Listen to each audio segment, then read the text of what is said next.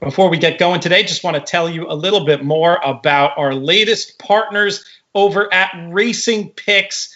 This is a free place to get lots of great racing information. And you guessed it, picks. Our own Matt Bernier featured on there multiple times a week.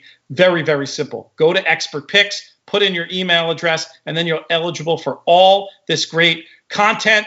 You can also get bonuses from ADWs all around and a little glimpse into what's happening on racing Twitter as well. I see my own little picture there in the corner of the screen.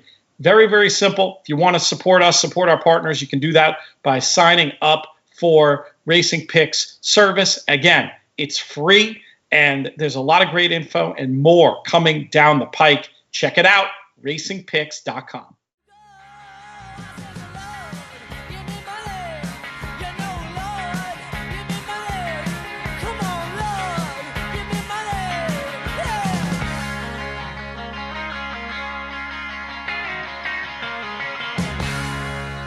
Hello and welcome to our Racing Picks podcast for Friday, July 24th.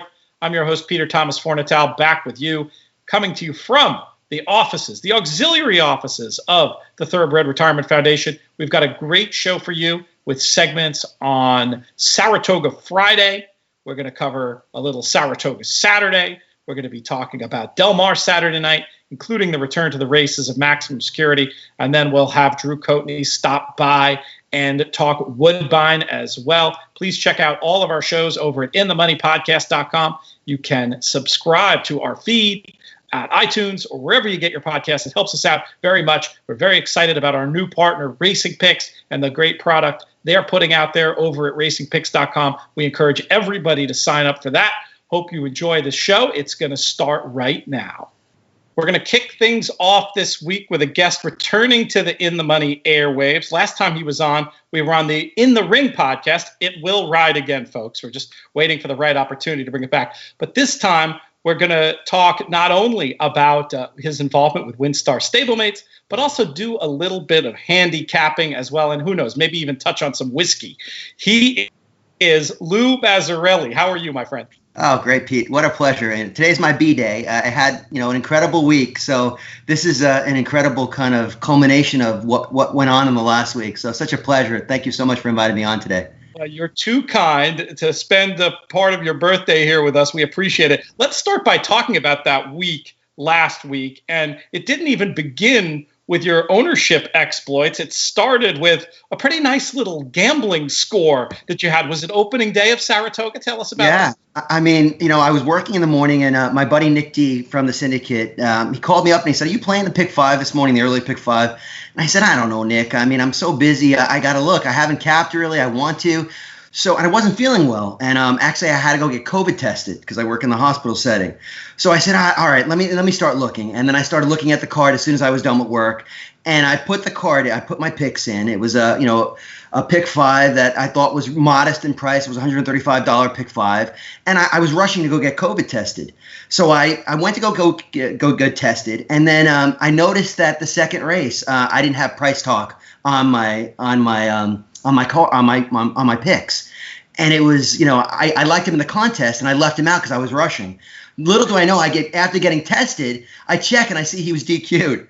So I was alive. I mean, I couldn't believe it because I had the three finishes behind him. It was crazy, Pete. And then, I'm a big T-Gaff man. Obviously I have a lot of allegiance to him right now with my beautiful Paris Lights. But, and I thought that the third race was open and there were some vulnerable favorites in that race. And I thought maybe he had a shot on the inside. And I hit the 34-1 shot.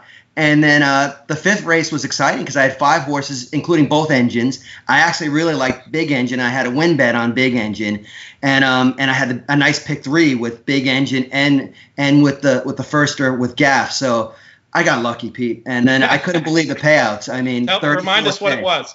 What did it come back? Yeah, $34,000. For $135. Not a bad way to kick off. I always describe my birthday. It's not just the birthday. It's like a whole birthday festival. That's a good way to kick off a birthday festival. And the fun didn't stop there, though. We have video on the show. I want you to show off the shirt that you're wearing as a prelude to talking about another shirt. There it is, the social distancing shirt for our friends at oldsmokeclothing.com. That is a great one. The one length 6 feet is fantastic. But you made another shirt purchase after you hit that big score on Thursday. Tell the listeners about that. Absolutely. I mean, so when we did that in the ring pod, basically with the TRF, JK had come up with the idea of a charity shirt. So if you made a big score, you'd basically kind of purchase a shirt to support the TRF, and it's if I won, they won kind of thing. So, and it's a fantastic shirt, and it was such a pleasure to actually buy that shirt. And I always said when I got into racing as an owner that I would not be in the game on the front end if I wasn't in the game on the back end. And so it's incredibly important for me to do that. And we're such big TRF fans. I mean, I was lucky. I met Kim Weir in the 5 Points just on a random morning. And I saw she was wearing some, TRF gear. I'm like, I'm a big fan of the TRF. I love supporting them. Little did I know Kim is Kim. So it was great. That's awesome. Really, I won, and so did they. I won, and so did they. Thank you. Shirts are so much fun. Well, I should have prepared producer Craig to have a graphic ready. I forgot we have these visuals now, but you can find it. Easiest way to find it, and a lot of great Old Smoke stuff that we're collaborating with them on. InTheMoneyPodcast.com/Old Smoke, and we appreciate your support in that regard. Obviously, our founding partner here on the In the Money podcast is the Thoroughbred Retirement Foundation and the great work they do. When we finish up this Racing Pick show today, I'm actually headed over to our little get-together at Walton Whitman Brewery. We've got a little viewing party. Hopefully that's going to go well, and we're going to do a lot more things like that. Folks who are in the area, who are in New York State, we'd love for you to come and join us and support us. And you can always, as Lou did, support us from afar. Okay, more good pre-birthday weekend stuff from you, the Cca Oaks. First of all, just to have two entered in a race like that must have been an incredible feeling. I remember I had a horse in a 50 claimer the race after Curlin won the Woodward. And being that close to Saratoga legend and greatness gave me an incredible emotional lift. So just to have the two horses in there, and then to see the stretch duel pan out with your two fillies, ding-donging, both showing real heart and class through the lane of that Grade 1 race. I want you to take me through your emotions from the time you realized they were going to be in the same race to what you were thinking and what you were rooting when those two came down the lane. Well, I mean, I get chills, and I think all my partners do too, just thinking about it. I mean, I keep reliving that moment. I must have played the race 150 times. I can never get tired of that race. It was such a great buildup. We've had a tough year, to be honest. Sean and Aaron, Sean Tugel and Aaron Wismer do a phenomenal job with the StableMates.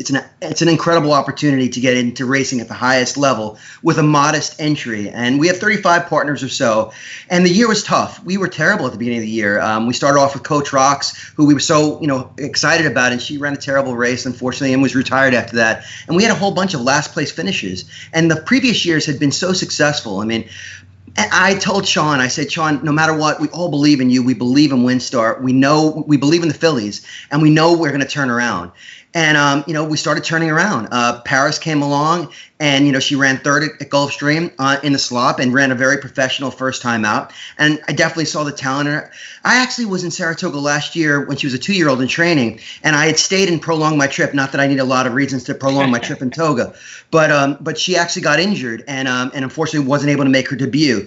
But with Bill, she had posted a couple of near bullets and was working lights out, and I knew she was talented.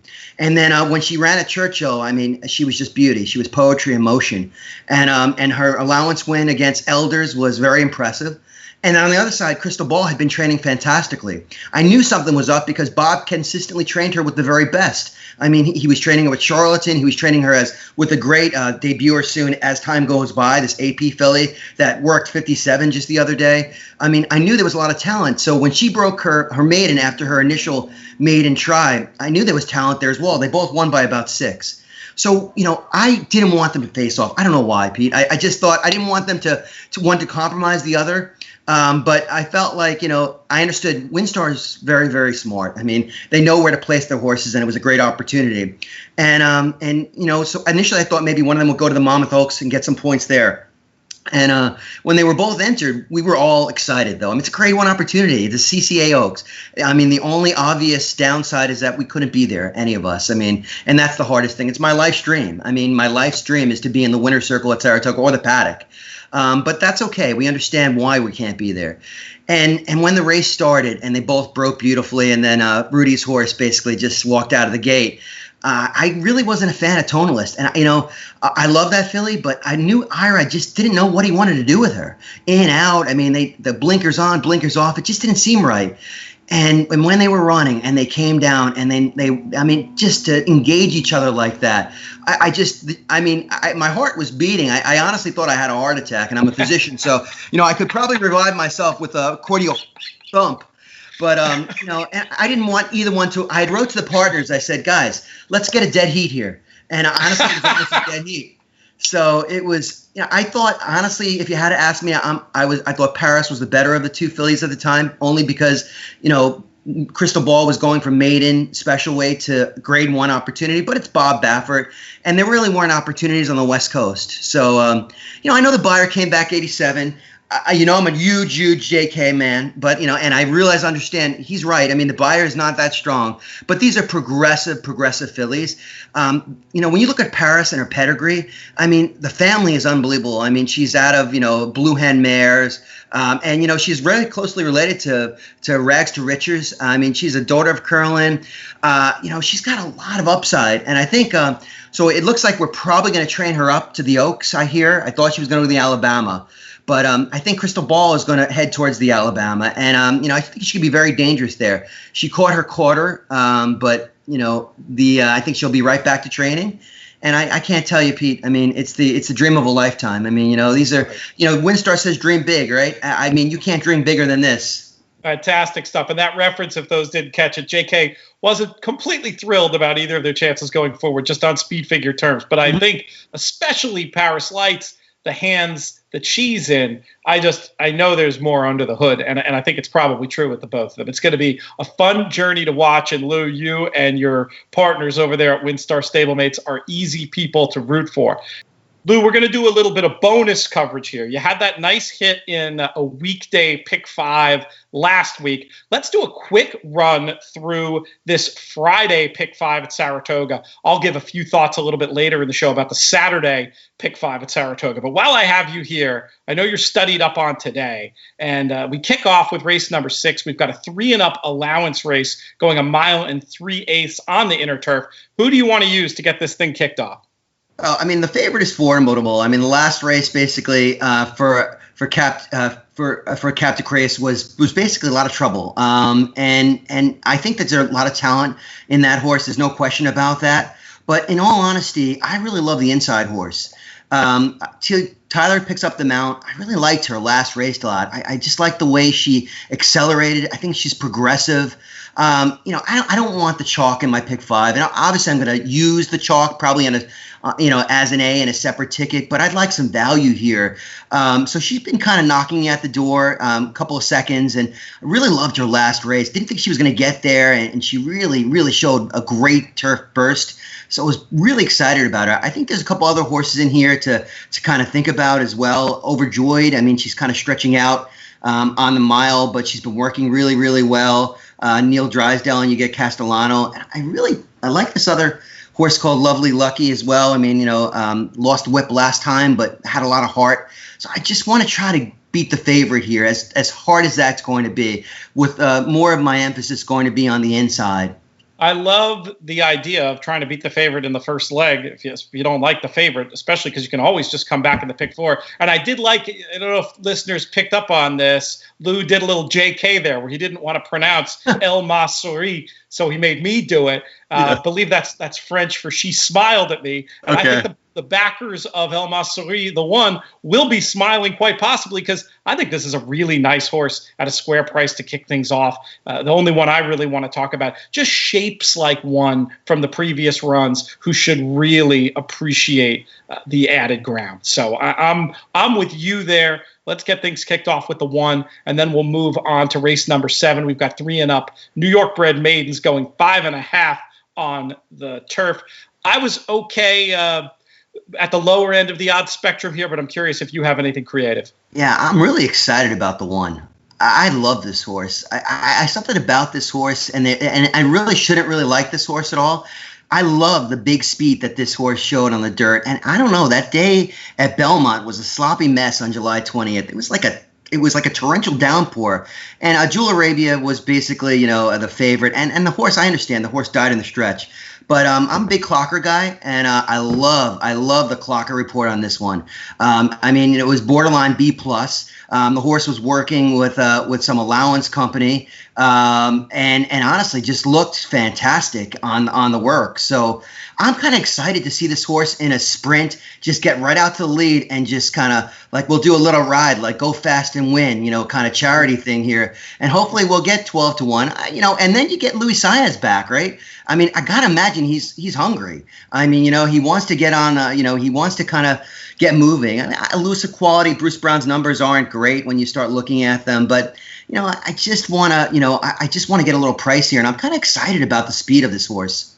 I could see it. Definitely projects to be clear on the Timeform US pace figures. I was comparatively boring. I was hoping Magnolia's Lady would be in touch and a candidate to ultimately reel in yours and go on with it. It feels like a Linda Rice that could maybe keep improving. And I definitely needed a little bit of number 8 Snicket on the tickets. Has run above the figure par for this race in the last 2 and could get a good trip for hot connections. But let's move on, Lou, to race number 8, our third race in the sequence. We've got a 3 and up allowance going 6 furlongs on the Saratoga dirt. I'll let you kick this one off again. Yeah, this is another great race. I really like some of the horses in this race. Obviously Volatile is a monster, right? I mean, he's going to be. This is sorry to interrupt you, Lou. This is the allowance before the Volatile race. Yeah, no, I'm sorry. Well, Craig, can we cut that too? You were using a form line to him. I had Volatile in my head, but that's not till Saturday. Tomorrow. I'm so sorry, Pete. I wish I would have done Saturday. It's not your fault, and Craig can fix it. Okay, sorry. Just pick up with me asking you. Just start again, and you'll be great. All right. So I think this is a great race. A lot of competitive horses. From a pace perspective, I mean, Chateau looks to be on the lead. There was some interesting Twitter commentary about, obviously previously trained by Service, now going to Rob Atras. Speed horse. I mean, I'm gonna take a wait and see on this horse. I think he'll set the pace, and I want a horse that's gonna sit on the outside and run him down. And I thought, I can't imagine Strike That basically really showed a lot of heart against Volatile. And I don't know what that did to Strike That, but Strike That's a really nice horse, and he had won 3 before that. I loved his race. I thought Volatile was awesome, but he's going to sit the pace. Basically, he's going to sit off of Chateau, and I think he's gonna win. I do think that Mount Travers is dangerous, no question. Linda Rice and Ortiz, and maybe the slop has been aiding and abetting Mount Travers, but came back with a 95 buyer. Is going to be tough. Tribeca, who I love, actually just ran a great race that day. So I'll use those two basically in this race, but with a little bit more weighting towards Strike That. No big price here for me. Makes sense. Very logical. I definitely have Mount Travers in the mix and understand that other case. I did have one long shot to mention, bit of a guess with number 3, Cheritalto. But this horse, I felt like you could excuse the last race. I'm often willing to excuse races, especially with any kind of trip, that precede layoffs. And just the races 2 and 3 back, and I think this one should come running late. Very often with these layoff runners, I much prefer a layoff runner who I think is going to be closing to one that's going to be on or near. I think it's sometimes easier for them to get into gear if they're expected to do their best running late. So I'll throw the 3 into the mix for possible pick 5 use there. And then we'll move on to the race that gives the day its name. It's the Quick Call Stakes. We've got our Quick Call viewing party over at Walton Whitman in honor of him and his big day with our aforementioned friends at the Thoroughbred Retirement Foundation. Now, this race looked super straightforward to me, so I'm very curious if you found a way to get creative. Oh, wow. Okay, yeah, it's interesting because I gotta go. I gotta go away from Jack and Noah. I have to. I actually like 2 horses in here that, again, I can't bet the chalk. So I liked Old Chestnut's last race quite a bit. Basically, I thought he actually showed a lot of heart trying to close. I know he's been beat by Jack and Noah already. Turned Aside's a really nice horse. I think he wants to kind of cut back to 5.5. I think as long as he gets to a little bit better of a position in the race a little earlier, I think he's going to come with a nice close. I also really like Flapjack. I loved his acceleration at Thistledown. He's kind of unknown. He's unknown. I mean, he breaks his maiden in a minor stakes race. I think he could be interesting, and I just want to kind of. Again, I'm trying to get some value here, and I'd like to beat Jack and Noah, and I'd like to also, kind of see what I can do here. I like the case for Old Chestnut, and I do have Old Chestnut in the mix. I thought more for underneath by my reckoning. I couldn't see past Jack and Noah just based on the figure edge and the trip I thought this horse was going to get on or near the lead. But we'll put a pin in this, and we'll do a segment. We'll do a little head-to-head segment at the end, Lou, where I'll make a little challenge to you regarding this year's Quick Call Stakes. But Absolutely. For now, I love that. Moving on, we'll go head on to our nightcap. We've got 3 and up New York maiden claimers going a mile on the inner turf. And I'll ask you the question I always ask several times a show in these sequences. How are we going to get paid? I'll tell you what, this I don't like anybody in this race, Pete. To be honest, the horses that I liked are all on the outside and they're all scratched. I really did not like. I did not like Ain't It Funky's last race at all. Particularly, I don't really love Bricko. I understand why I'll probably have to play him a little bit. I understand why I might have to play Operative. But to be honest, I landed on the Genesero runner, Mommy's Jewel. And, I don't know, maybe you could probably tell me. I'm a gemologist as a turf sire. I don't really think about that. But I did like Rob Falcone at the Sprinter route at 33% with an ROI of 316. I love Rosario on this horse. I think the horse actually has a lot of upside. I think the horse was kind of just getting under herself basically last time. I think at a square price of 10-1, maybe we'll get paid in the last. I'll throw some of the lower price horses in there, but you gotta love the Generazios basically with the Sprinter, right? I mean, I think they've done okay in that field before. Oh, no doubt. Those pedigrees. I mean, you see, I swear you see some bombs every year from those female families. They tend to they tend to produce turf. So that's a very sensible idea to me.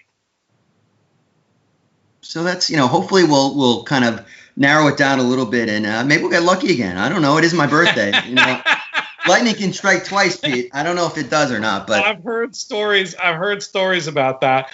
I was extremely boring. I mean, I was just going to try to go logicals, though I think you've given a good angle on that one.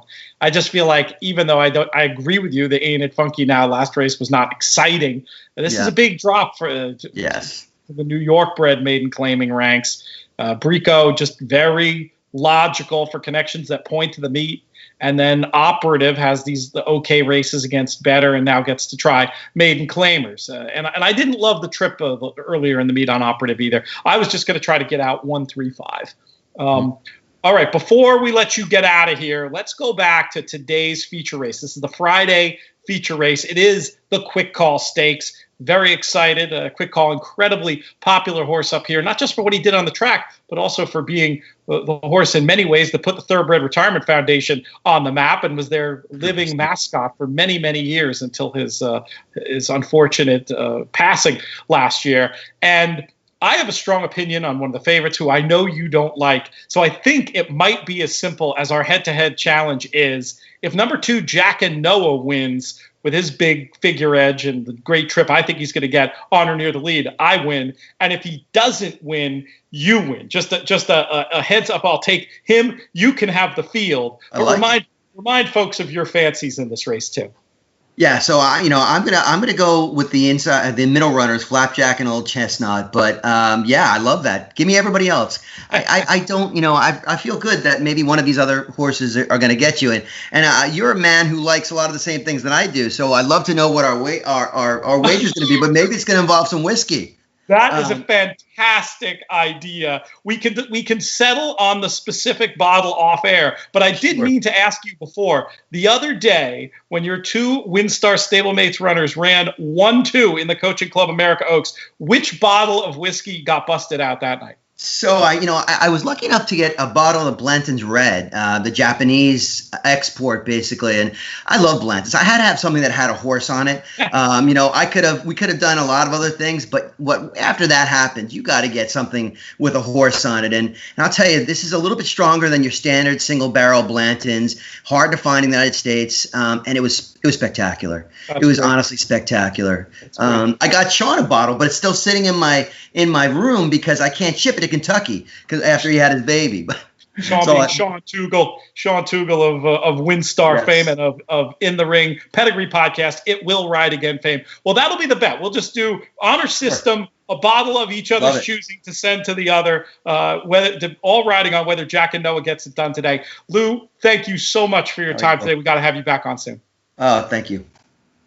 Want to remind folks about this new incredibly fun way of playing the races, blending fantasy sports and traditional horse playing. It's Stable Duel, and there are a lot of great games this weekend. There's $10 and $50 games on Saturday for Del Mar, games at Monmouth, Lone Star, and Ellis also this weekend. Very interesting to note that a lot of these higher dollar games are attracting a smaller number of entries, and getting in the money becomes that much easier in those spots. So check out the bigger bankroll games, potential overlays, and just an opportunity to get paid. Even if you have a decent day, depending on pool size, they pay out to the top 20 or 30%. So it's a great way not just to get action, but also to win. You're going to want to download the Stable Duel app, and you can check out more over at StableDuel.com. Next up on the show, I'm very happy to have back on the In the Money airwaves. You've been on a couple of different shows, but kind of special shows. This is your first time on the Racing Picks show, which is, of course, brand new, and your first time really drilling down into some handicapping. Very excited to speak to social media stalwart and Del Mar, when it's open, regular Sean Alvarez. Sean, how are you? Hey, Pete, I'm all things considering, I'm doing fantastic. I appreciate you having me on. What have you been up to these days, horse playing wise? Have you been diving into Saratoga since it began? Are you getting ready to go back in with both feet at Del Mar? Where's been most of your action? Yeah, I mean, with Keeneland, running their week-long meet, Saratoga starting, Del Mar going, that's kind of where I've been, focusing. But I've also, with, the tracks opening up, so are all the contests. So, I've been really kind of leaning towards, trying to get into that, I guess, the aforementioned grade one gamble, the pick your prize kind of thing. Nothing's really worked out, but that's kind of really been my focus lately. With horse betting and contest wise. We're big fans of contests, and of course our new partners over at the Stable Duel. Have you checked out what they have going on yet? Oh yeah, Stable Duel is awesome. I was lucky enough to be one of their beta testers early. So I've really been looking forward to this as well, and it's a lot of fun. I mean, you miss a leg in a pick five and you're out. But, if you miss a leg here and you come in third or fourth, I mean, you're still getting points. Stable Duel, it's a lot of fun to play. It's, a different way to play, but I've really enjoyed it.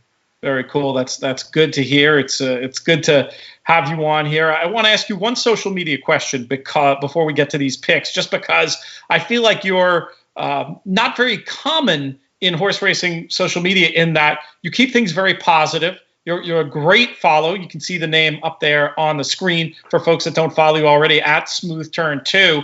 And you're very good at interacting and supporting people and promoting positivity in a space that isn't often associated with positivity. I was just curious if you have any advice for people out there looking to make their experience on horse racing Twitter a more positive one.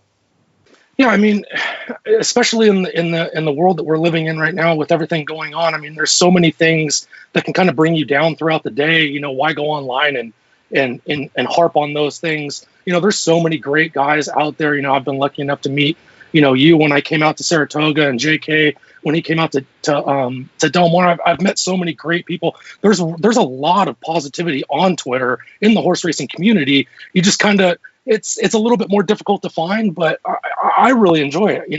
It helps me throughout the day. And like I said, especially with what's going on right now, and we can't even go to the track. So it's more just kind of like hanging out with friends online. I don't really have any special tips for it, but other than just, you surround yourself with good people kind of thing. If you follow, a lot of positive people and you continue to talk to them and talk about that, it's kind of, guilty by association kind of thing. If you're surrounded by good people and you're talking about a lot of, positive things and being positive, it's only going to rub off on yourself. So, that reminds me of an old racetrack axiom, which is, I wish I could remember where I heard this one from because I think it's so good. And it's surprising that not everybody follows it. When you're at the racetrack, only hang out with people you want to see win. Maybe that's very true. Maybe that's the key with horse racing Twitter as well. Only interact with people you want to see win. All right, let's talk about this Del Mar late pick 5. I know you said you had some opinions. Mine were maybe a little bit more straightforward, but hopefully I can contribute something to the conversation. It kicks off in race number 7. We've got 3 and up maiden special weights going 5 furlongs on the turf. Sean, how did you want to get this thing started? I think the race runs through, in my opinion, the 4 absolute unit. The Peter Urton starter with Rispoli on. But you kind of get to those facts where how many starts do you need to kind of break the maiden? So while I'm going to use the 4 as kind of more of a defensive play, I landed as on the 8 Tilted Towers, my top pick, coming out of the Phil D'Amato barn, coming off a layoff, but we know Phil can have them rolling off of those layoffs or first time out. You got 3 bullet works in those, one of them from the gate. The last time out, I think the horse is going to show speed. You got Abel Cedillo up, a top jockey. That was my top pick in the race. And I also thought the 10 was interesting. Colossal Storm with Flavian Pratt out of the Keith DeSorma barn with Kent riding down here on Saturday. So I thought that was interesting that Flavian chose that horse. And Keith obviously probably reached out to Derek Lawson, Flavian's agent. And, there's a reason why Flavian's he's not only a top, jockey, but he's picking the right horses. So I thought the 10 was interesting as well. And I'm just going to try and get out of the race 4, 8, 10 and try and beat the 3-1 favorite mystery man out of Richard Mandel. Richard Mandel is born with Mike Smith. I just think, I don't think the horse is really going to love the turf. I know he came out of that race with Cezanne. I'm just going to try and beat there. I want to spread later in the card, so I'm going to try and get out of the race 4, 8, 10. I can't look past Mystery Man. I understand your case and get the idea that this is maybe a horse, especially in an early leg of a pick, that you might want to try to beat. But I just think he looks such an obvious improver in these hands, and looking at how often these Mandelas improve with their racing. Granted, sometimes it might take more racing. I just thought, looking a little bit at the female family, that the cutback and the turf should suit.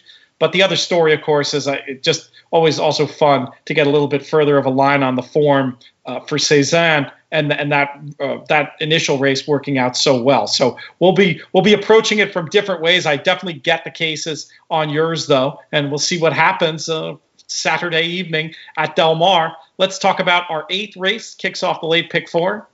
3-year-old claimers going 7 furlongs on the dirt. Speaking of collateral form lines to Cezanne, number 2, It's That Time, ran in the allowance race, and I thought was stuck on what might not have been the best rail and looked like worth a look on the previous form. The other one I thought was a potentially obvious alternative was the 10 Zimba Warrior, back on dirt where he ran well 2 back, and that was also a day where I wasn't sure that the rail was great. What did you think in here? How are you going to get through this leg? Yeah, I mean, there was a lot of kind of ways that I can go in this. And this kind of looks like a spread race, which for that reason, I'm going to try and get slim so that I can spread somewhere else. I don't really like to kind of jump on, the public's opinion of if everybody's going to spread, I'm going to spread as well. Because, you get those 10-1s, and in reality, in the pick 5, it's playing like a 4-1 because everybody's spreading. So a great observation. It's absolutely true. My top pick was actually the 9 Dripping Sauce out of the Jonathan Wong barn. I thought it was interesting that this horse broke his maiden at the maiden claiming level, and then just jumped right into not graded stakes but stakes racing, and wasn't, was competitive there. Obviously, was a little bit higher than his class level. Comes back off the layoff, wins nicely at the allowance level, and. Small little tip, the horse is working well in company. You get Abel Cedillo. I just thought the 9 was interesting. And then my other play in this race was the 3 Hidden Promise. I don't mean to harp on anything, but you'll probably see a lot of Flavian picks. I think Flavian's riding just fantastic. You get the John Sadler, back from Churchill. You're going to get that ship and win bonus. I just thought you kind of get out of here with the 3 and the 9. And like I said, just try and spread a little bit later and kind of be, against the public here and get out thin.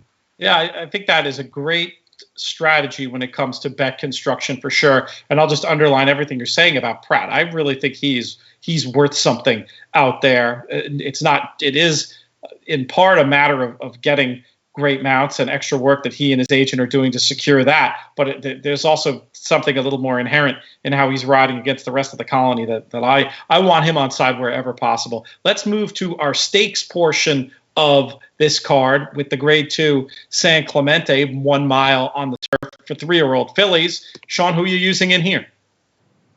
I thought this was a tough race. This is kind of where I'm jumping into spreading. I started with the 5, and I mean, I'm not even going to attempt that name out of the Jeff Mullins barn. Crocavoke.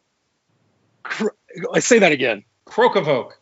Okay. I'm just going to leave it to leave it to That's you. my rule on this show. Everybody else picks winners, and I pronounce the names correctly sometimes. There you go. Well, we'll wait till Saturday to see if I can pick some winners. But that's where I landed on my top pick. I just like that Rispoli kind of takes, sticks with the horse. I think the horse is competitive. I actually kind of my bomb of the race, and it wasn't even that I liked the horse as a long shot. It was actually my top pick before I looked at the line was the 7 Little Bird at 15-1 with Richard Baltus. I think. The horse was obviously up against it in the Blue Northern and the China Doll. I don't like when that horse is that far back. Joel Rosario got her into a better position in that optional claimer on the 31st of January. I just think that Ruben can kind of get that horse into a better position. And I mean, if that horse wins, I think you're going to get higher than 15-1. I don't even think it's going to be 15-1. But there's just a lot of different ways you can go in this race. So I like the 7 as well. I also thought the 1 was interesting. She's so special out of the Peter Miller barn. I just think the horse is going to be in a good kind of stalking position on the rail. Del Mar's turf was running, favoring speed with that week break. Let's see how it works. But I will say it was definitely hot last week. So if the track is running like it was the week, before we kind of shut down, I just think this horse is going to be in a good spot. And, here we are again, Flavian Pratt riding the 1. She's so special, also on my ticket. But again, this was kind of more of a spread race for me. I did like the 7. The 5 was my top pick. Again, not going to jump on the name, but I spread here 1, 3, 5, 7, 9 to get out in the pick 5. You did mention the one that I wanted to highlight, number 3, Laura's Light. I can understand maybe your lack of enthusiasm at the 3-1 morning line, but she just looked the right one to me. The very simple case being potentially the right combination of speed and stamina and good final figures. Should be ready off the bench based on the work tab and has that push button look to maybe go forward or sit and finish. I do take your point about this division in particular can sometimes be ripe for long shots. They're still growing up and changing so much from race to race and month to month. But Laura's Light for me in the 9th. And that will bring us to our featured event of the evening. It's the grade 2 San Diego for 3 and up, going 1 mile and a 16th. The return to the races of a horse I'm referring to as the most infamous in training with the appropriate or ironic, I'm not sure which one it is, name of maybe both, Maximum Security. It doesn't make sense to me that this horse would come back to the races if he wasn't ready to fire a shot. And if he fires a shot, he probably wins. But I just can't do it, Sean. You can tell me if I'm being crazy. I think Higher Power is a very reasonable alternative. He's not that far behind Max on his best day. He's working well. He loves Del Mar. I'm going to try to beat Maximum Security with Higher Power, but please tell me if you think I'm nuts. I mean, you're a bold man. I can't do it. And that's kind of the same thing. We kind of mentioned about Richard Mandela and kind of getting horses ready to race. Bob doesn't ship horses to lose. Bob doesn't. Those horses are ready to go. I've seen the workout reports and videos of the horse working. The horse looks like he's ready to fire. My other thing with Maximum Security in this race is, and you had said, you have an opinion in the race of who you want to be. I would need to go all if I was trying to beat Maximum Security. I don't really have an opinion as far as like somebody to lean on to include. I think Axeman, is interesting at 8-1. Obviously, higher power is, again, you're getting Flavian. You're not going to get. That's one thing I love about Flavian. He doesn't get in speed duels. He just puts his horses in good spots to win races, and I think that's, obviously, leading to his success. But you got Midcourt and Combatant. I thought it was either single Maximum Security or go all, and as I alluded to, I wanted to spread in different races, so I singled Maximum Security. I want to see the horse kind of back to his form and see him run well. So I'll be rooting in the pick 5 and also as a fan.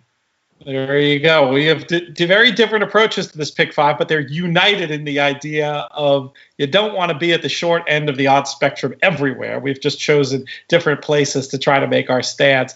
Let's talk about this nightcap, Sean. 3 and up Calbred allowance going 1 mile on the turf for fillies and mares 3 years old and up. How are we going to get paid in this pick 5?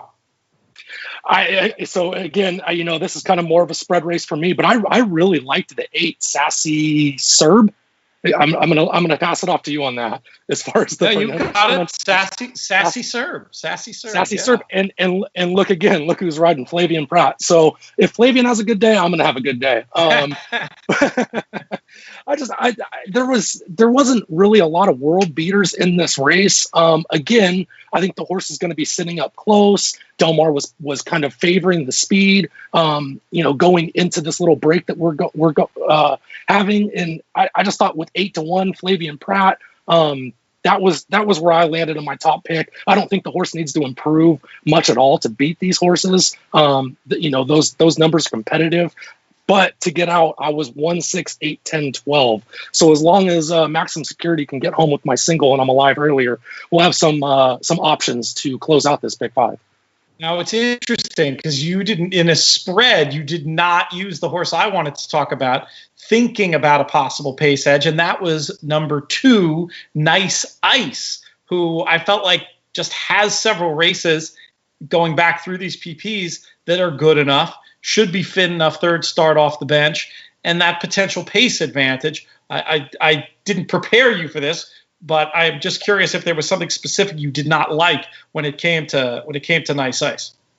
The thing with I love Brian Corner, especially going to Del Mar. It seems like he points his horses for Del Mar. I just felt like the horses had chances, been in good spots to get the job done. I thought it was interesting that the horse is in for the tag. It has the 3 bullet works. It's almost like a for sale sign for me. That's interesting. That's an interesting. That point. Was. Again, I alluded to it earlier. I don't want to jump onto everything that the public's doing. I think the horse is gonna attract money. The horse is also owned by Brian Corner. It's just I felt like there was red flags and not as many good things to point to. Again, you're going to see that horse up kind of towards the lead, and I like the 8 kind of in that same spot. We're going to get the outside kind of tracking trip, and we're going to get Flavian at 8-1. So it's kind of where I was with not choosing the 2. And again, I want to spread and hopefully get paid after most likely a 1-5 shot winning the leg before. So that was just kind of where you answered that great, especially for a question I did not prep you for.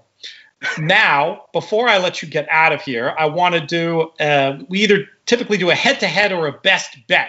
we're so different in so many races that a head-to-head might be in order. But so let's do it that way. I'll put it to you. Either challenge me in one of these races and we'll come up with a head-to-head, or you can punt on that and give us your best bet in the sequence, late pick 5 sequence on Saturday night at Del Mar.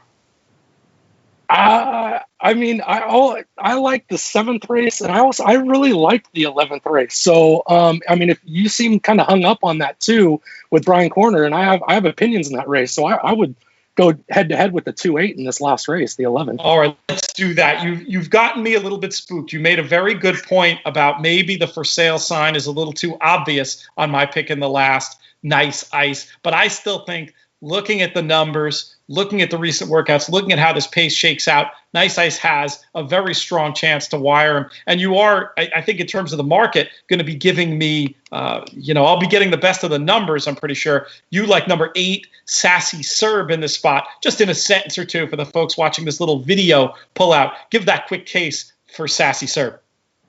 Yeah, you're going to get Flavian Pratt. You're going to be up towards the lead on a turf course that was playing towards speed before we went to this break. And I just think that you're getting probably the best rider in Southern California that's going to be sitting kind of that garden trip. And, hopefully we're good enough at 8-1. All right, let's see how it works out. We may have to bet an Old Smoke T-shirt, Sean, on the outcome. I know you're a big fan, as am I. What do you think? I love that. I love Old Smoke, love the gear. Wearing one right now. Let's do it. Sean, thank you so much for your time today. Pete, thanks for having me on. I appreciate it. Before we get back to the show, just want to let folks know about the In the Money Media newsletter. With so much going on the network these days, we thought it would be wise to have a one-stop shop to see links to all the recent shows, all the relevant stuff coming up, as well as various other links we thought would be of interest to horse players everywhere. Very simple. If you want to sign up for this newsletter, and we'd consider it a favor if you did, inthemoneypodcast.com, you can see right there at the top, there's that newsletter tab.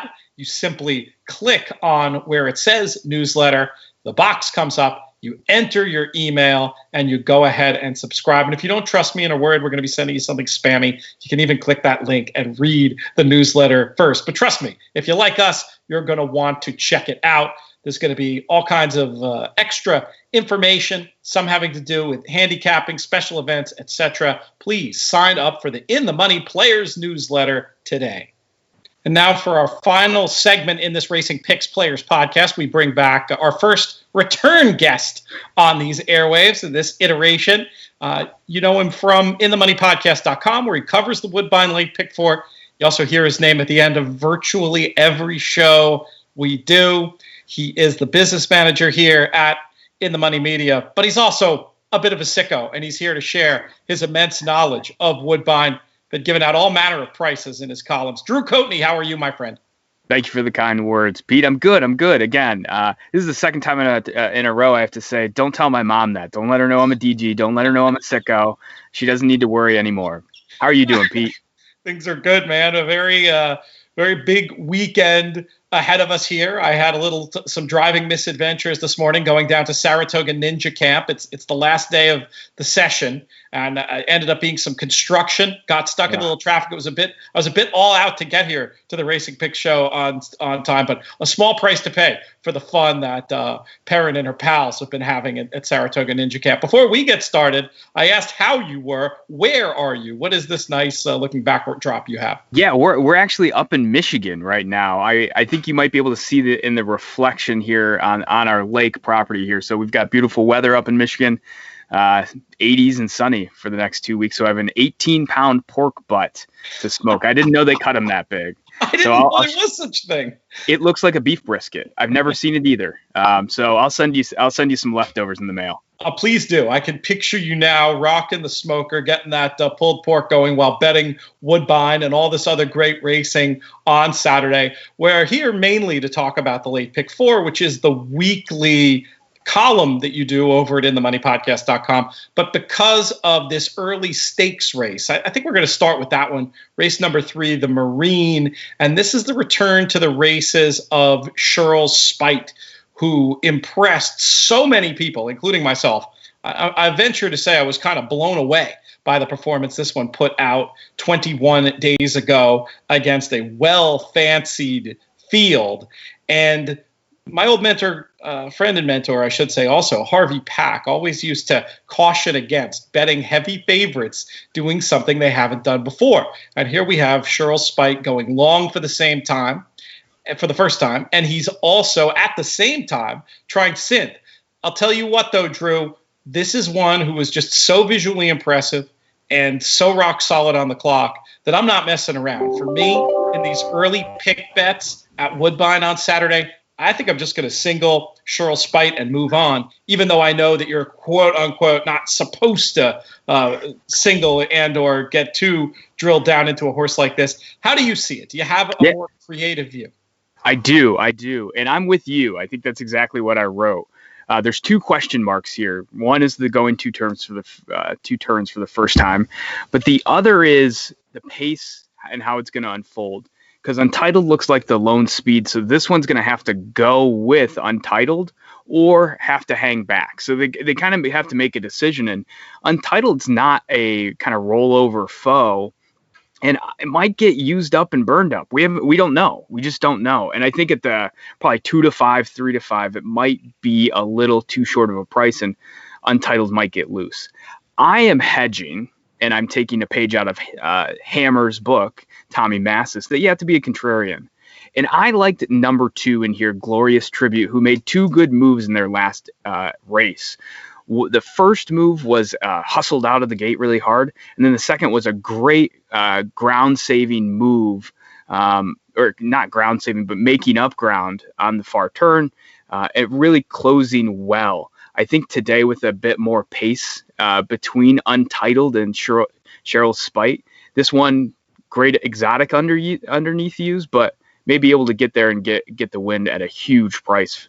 So we'll see how this one unfolds. I like that angle in a race like this where you do have a horse like Cheryl Spite who also does have the potential to just blow up Untitled and go on with it, where a lot of the other runners at lower prices could get burned trying to win the race and or getting caught up with this one if he's as good as I think he is. That could set things up really nice for a horse to come running from the back, which is presumably what Glorious Tribute will do. So I'm sold on the idea of Glorious Tribute as an underneath use in there. Let's move on to this late pick 4. It starts with our 7th race. We've got maidens going 5 furlongs on the synthetic. How did you see this one, Drew? Yeah, I kind of have listed here no strong opinions, but I think Jackie Milton, the number 6, gets a bit of class relief. The last event on the turf showed a good bit of speed from the far post, got kind of placed in tight around the turn and split a very tight hole. So I like to see that kind of tactical edge. You know, when people say tactical, to me, that's what tactical is, being able to move through horses, split holes, and keep quickening. So I think that was a good one there. And I think that the price of 7-2, you're going to get a square value. I like Solitude is Bliss in here, just as a live-looking firster with a good female family, decent work tab. I love Attracting Hernandez. And I just didn't, I mean, I understand your case for yours, but beyond yours, I didn't see much, and I didn't see a lot of angles, and just thought it was a field that was maybe ripe for a first-time starter. So we'll see if one of us can be right as we kick off this late pick 4 with our 7th race. And with that, we'll move on to our 8th race, the second leg in this sequence. We're back into the graded stakes ranks with the Celine. This one for 3-year-olds going 1 mile and a 16th on the synthetic. Fillies this time. And for me, I like Diamond Sparkles in this race, the 4. I like the fact that this one has shown she can pass horses, and I thought could get a good setup with the added distance being a potential plus and having a nice work tab heading into this. I felt like the 6-1 in the morning line was square enough. How do you see it? Yeah, I see this one, and this is the Outlet American Tap race, right? I don't have the PPs pulled up in front of me here, so the 4. Yep, Diamond Sparkles, I got you. Perfect. So I thought Outlet really is the key to this whole race in terms of how the pace is going to unfold.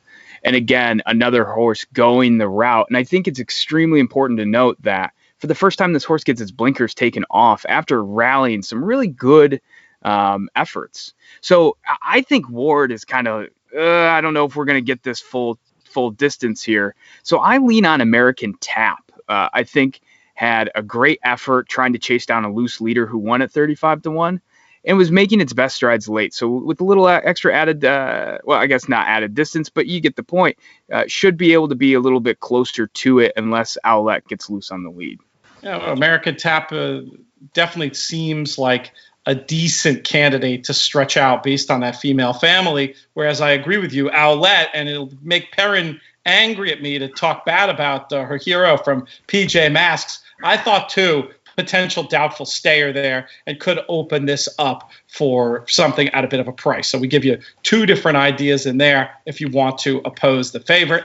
Let's talk about our ninth race. We've got a 3-and-up allowance going 7 furlongs on the turf. I liked Millennium Force a lot in here, Drew. Confident US does have the pace as being potentially fast, but I just felt like this was a situation where this horse could be the speed of the speed. I don't think is going to get completely crushed in the betting. And I also did note in daily racing form, Ron Gierkink, who always has these lovely little tidbits in his work over there at DRF, pointed out that with the rail all the way out, that typically is a configuration where speed can maybe carry a little bit more. Millennium Force for me in race number 9. Where are you? Oh, we may have to go head-to-head here with a couple of my long shots. My case against Millennium Force being the extra panel and a half today after the horse's first win is okay. I see it. I definitely see it. But at the price, I don't know if I can back. The long shot that I like in here is the number 9, Cca Overture. And so hear me out on this because the form is completely muddied. But the first debut was good. Going over the flat mile, it was good. I really went back and watched the replay, liked what happened, but it hasn't hit the board in the last 4 starts. But 2 of those starts were experiments on dirt and poly, and then there was an effort in January, and it was just a bit too far and class, both of which this horse are going to get some relief in today. And Cassie's second off the layoff, $2.16 ROI, hitting at 19%. I think this event is wide open. We talked a couple weeks ago about in these kind of races where chaos can happen and so trip dependent, sometimes you got to play into the luck factor, right? 3-1 being a 25% chance to win in terms of market efficiencies, right? How often is that bad trip going to happen in this type of situation? We don't know. We'll have to watch and see, but I'm going to wager that C's Overture might have a little left back in the tank, especially with that recent bullet work and some forward placement in the race. Who was the other price you mentioned you liked in here? Juxtaposed, has kind of 3 for 5 at Woodbine, tries turf for the first time. So if you're going to get anything 20-1 and over, I'll take it. Verrazano certainly can lend some turf influence just from remembering his own career and his time overseas, and not much information on the dam side there. We'll return to this idea of a head-to-head. I feel like I'm not giving you a fair shake taking Millennium Force against those two just in terms of what the market will do, in terms of what the prices will be. But then again, if you have a strong enough negative opinion, maybe we'll do it and come up with odds for you or something. But before we'll loop back to that for our little segment at the end, and we'll figure out how to make it work. For now, let's talk about the last race in this sequence. It is a starter allowance, 3 and up, going 6.5 on the synthetic. Drew, how are we going to get paid in this late pick 4? Yeah, I like the number 2 Patrol in here. Ran against some really good horses too back on the dirt at Churchill against Art Collector. I think we all know that name now, and Toledo as well. Always good second timer. I feel like Toledo's always running second or third here. So comes back at Woodbine to run in the poly at 6 furlongs. Again, a little above kind of the pay grade of this one here, and I think just hits the perfect spot in terms of class level, and I think distance. I think this 6.5 is going to fit perfectly for Kimura to get this one up into the winner's circle at 8-1. Good price too. That is a square price, and I could see the trip potentially working out. It does look like there's a lot of speed in here. I had 3 I was going to mention to just to put on the end of my picks. I didn't, and if I had 4, Patrol would have been the 4th one. So I'm not against that horse at all. But I just, the ones I wanted to point out, the 12 Red Hierarchy. This one, I thought the debut was terrific. Looks super sharp. Should be in a good spot and get a good trip from the outside. I think we'll have that ability to pass other speedy types who I think will be more likely to tire late. The 6, Have a Super Day. I feel like this is one who's just rounded into form, has tactical speed, has shown to be versatile in terms of running style. These are all things that I like, and Have a Super Day will end up on these tickets. And then the goofier one, in case the pace melts down. Not really that goofy now that I'm seeing the morning line is only 6-1. I thought it might be a little longer on Keen Artie, but I do give this one some count to be going best late in a race that could fall apart. Should improve second time off the layoff as well. So 12, 6, and 5 for me there. Yeah, I mean, if I'm throwing backups, which I think you should spread as deep as you can in these type of events, the 13 Muskoka-san, man, I dug myself a hole bringing this one up. But the 13 should... Muskoka-san, I like that, yeah. Muskoka-san. That's probably going to be a fun one to call. So anyways, I like this one as well from the outside. Gets to see how the pace unfolds and really play it as he sees it. So we'll see if that one can also get up at another 8-1 price. You know, third off the layoff, cycling back and form, some bullet work. You know, you get the drill. If Mark Casse has a big day, you will have a big day. You like his too in the nightcap. Okay, yep. Drew, let's move on to our last segment of our Woodbine portion of the show. Sometimes we give a best bet in these segments. Today you had, I thought, a very clever idea to maybe try to go head-to-head in a race where I like a horse who I think is going to go off as the favorite, looking at race number 9. I like Millennium Force as a horse who I think has she's got a real chance to wire these, and you're opposed. Now, I know you like a couple of long shots in here. Maybe you can recap those cases quickly, but then how do you want to do this head-to-head? Do you want it to be a won't Millennium Force hit the board? I feel like that might be fairer than just taking you head-to-head against 2 20-1 morning line shots, but run down that case really fast, since those listening as opposed to watching have already heard it, and then you make me an offer. Yeah. Number 9, C's Overture, debuted great on turf, had a few bad experiments go the wrong way, and should have a better go at it today, especially considered the Gulfstream Park turf event was a little bit of a bridge too far in both distance and class. The other is number 10, Juxtapose, has notched 3 wins out of 5 tries, is going on turf for the first time. And might be able to get something done at a huge price for us. I don't know how we want to do this head to head. I'm fine just taking the 9 and the 10. And here's my thought: if they hit the board, and I win, if yours wins and mine hit the board, we call it a draw, and like that. How about that? Not a traditional head-to-head, very creative, but I do think letting your long shots just hit the board is a good way to go about it. Drew, good stuff from you. Thank you so much for your time today. Enjoy your day in Michigan. It's a flamingo type of day. Thanks, Pete.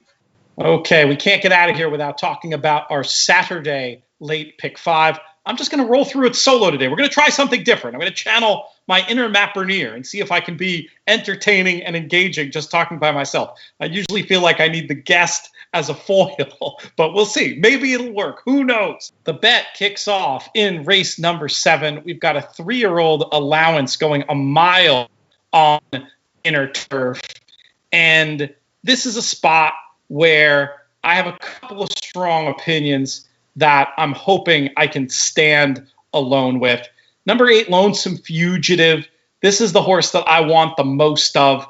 The horse won well last time, and I felt like had dynamics against.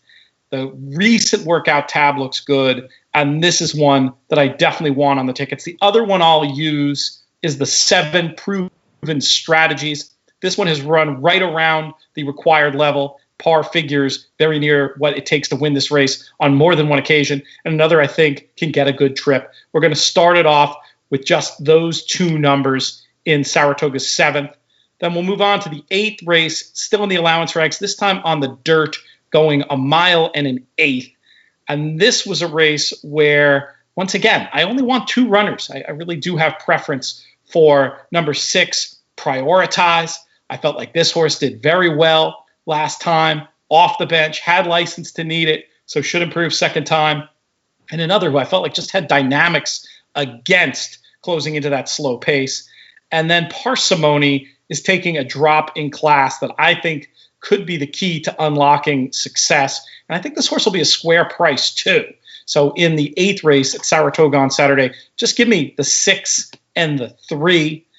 That will bring us on to a New York bred allowance on the turf, going a mile and a 16th this time around. I get to make a musical reference. I always enjoy that in this spot. I wanted to use 3 runners. Number 7, Mo Ready. This one's a first-time gelding. That ultimate equipment change angle has been potent of late. I don't know why it would be particularly potent at one time versus another. It should always be equally potent. But first-time geldings, always something I like to pay attention to. I feel like a lot of the market can miss. And if you look at the workouts since the equipment change, they've been better. I think that could be telltale for number 7, Mo Ready. I always like to have the best of speed whenever I can. I feel like number 4, Barley One, is going to fit that bill. I think there's other pace in here. Barley One might be the best pace. I like the 4. And then my musical reference with number 9, Jimmy Jazz, big Clash fan over here. I thought maybe moved a little inefficiently last time, and with a little bit more of a hold-up run, distributing energy in an even way throughout, could get this one to the winner's circle.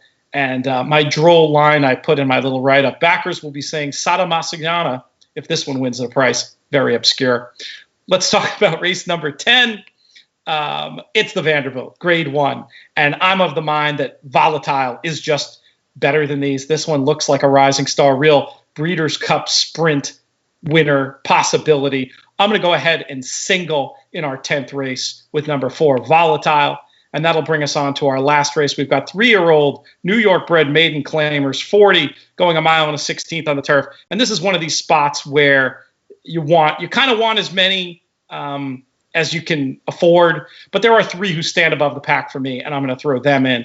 And they are number 5, Timeless Journey, who I felt like didn't have the best of things on debut and could be poised to improve against a group that doesn't appear to have any world beaters. I had an absolute bet back note on number 4, Her Ways, out of the last race. I'm not sure if she was acting naughty and that led to the passive ride, but this horse, despite being kind of bet off the boards at Belmont the last day, just didn't really have much chance at any time with where she was positioned during that race. I'm going to take another shot with number 4, Her Ways. And then last but not least, I felt like the 8, Go Zap 'em, made a lot of sense, made an early move, 2 back in a race that flowed in favor of closers. We'll try to close out this pick 5 going 5, 4, and 8.